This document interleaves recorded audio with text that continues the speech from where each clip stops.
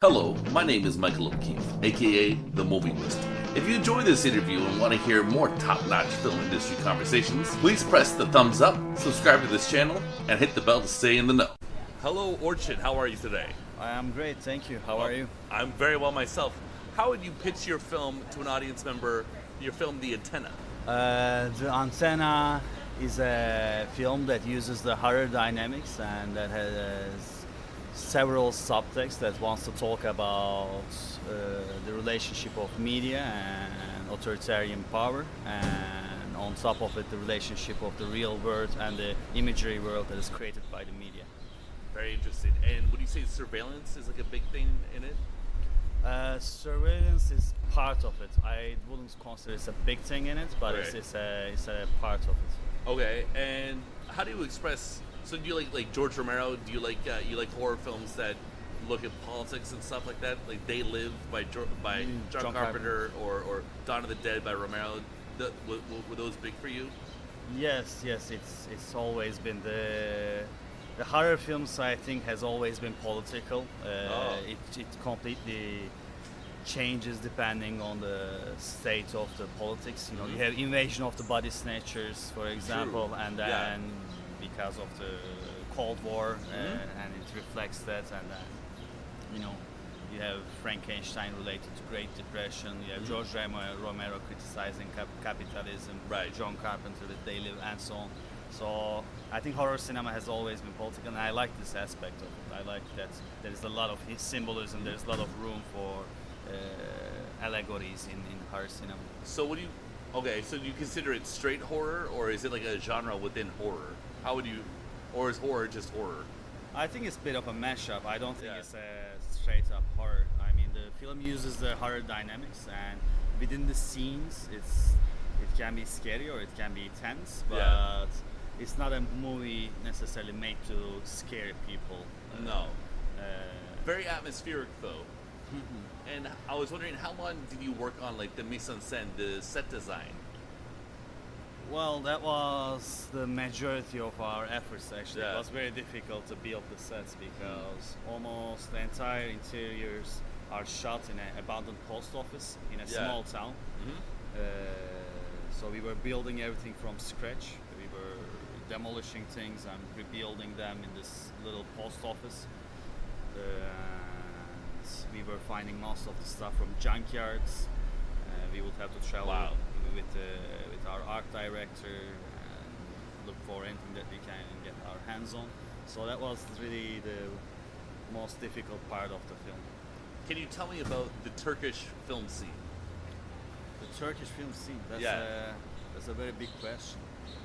So the Turkish film scene, there is the mainstream cinema that is, I think, healthy and ongoing in Turkey. There's a lot of Turkish, the Turkish film audience goes to Turkish films quite a lot. So there's a healthy relation between the mainstream and the Turkish films in that regard.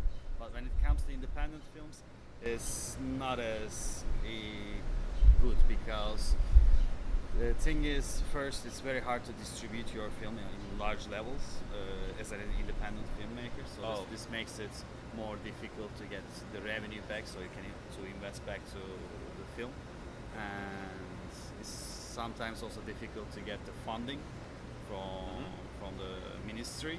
And without getting the funding, it's hard to make the co-production with the European companies. In most cases, you need to have the funding from your own country. Yeah. So what happens is that you get the cinema of the people, the cinema of individuals in a way, but not like a group of Turkish independent filmmakers being able to achieve what they want freely, let's say. Well, it sounds like you know all about it. I mean, you're in it, so of course you do. So what do you say about, what's his name, Erdogan? The leader, what's the leader of Turkey's name again? Erdogan. Right, sorry, I No. screwed that up.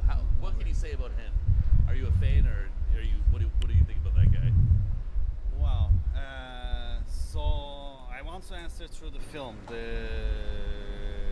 regarding Erdogan. I mean, the film is criticizing the relationship between the authoritarian power and the media, and this I do not make it directly towards the Turkish government. I think there is a similar relation in many developing countries. I think it's a very dangerous link.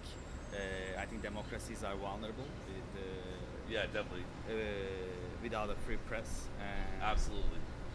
And there's a similar phenomenon, maybe with maybe not with the government, but with corporates in the first world countries. Yeah. The corporates controlling yeah. the media. Mhm. So what I talk about is this dangerous link, but I don't talk about the government directly. Okay, got it. I want to Yeah.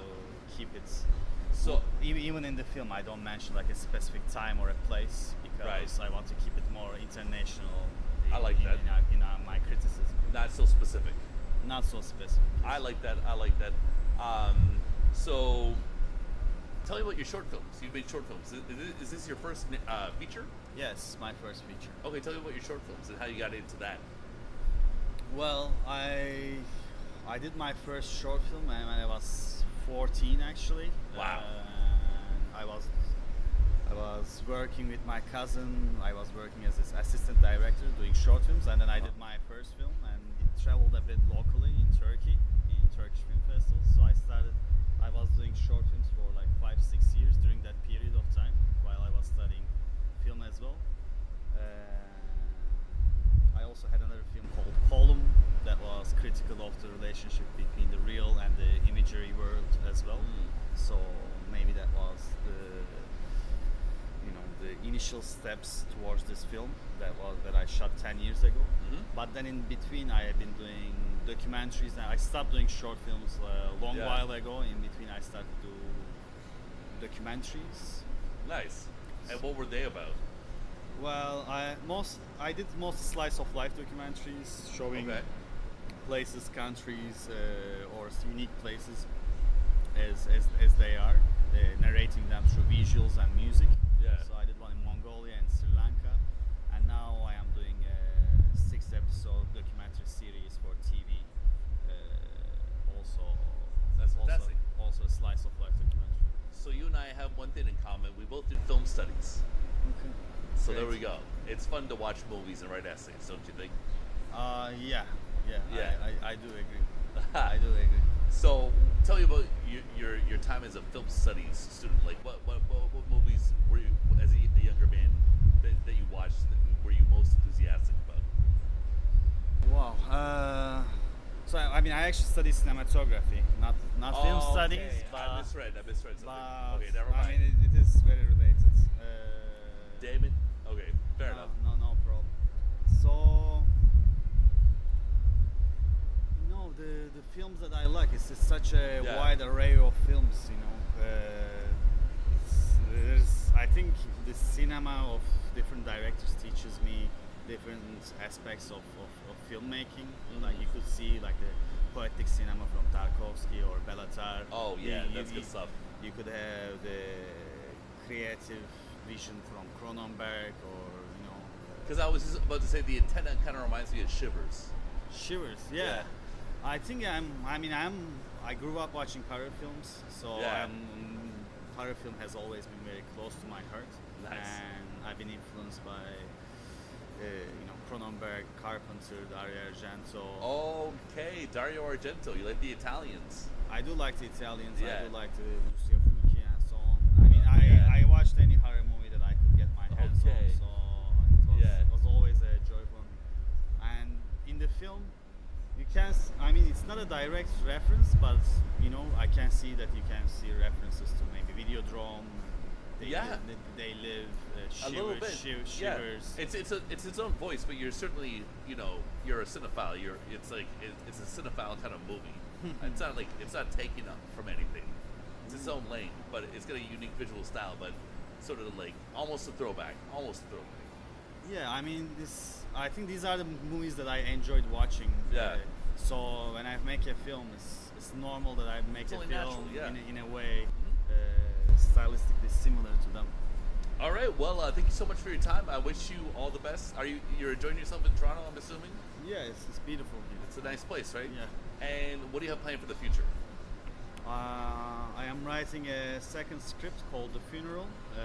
It's also a political film, a horror film.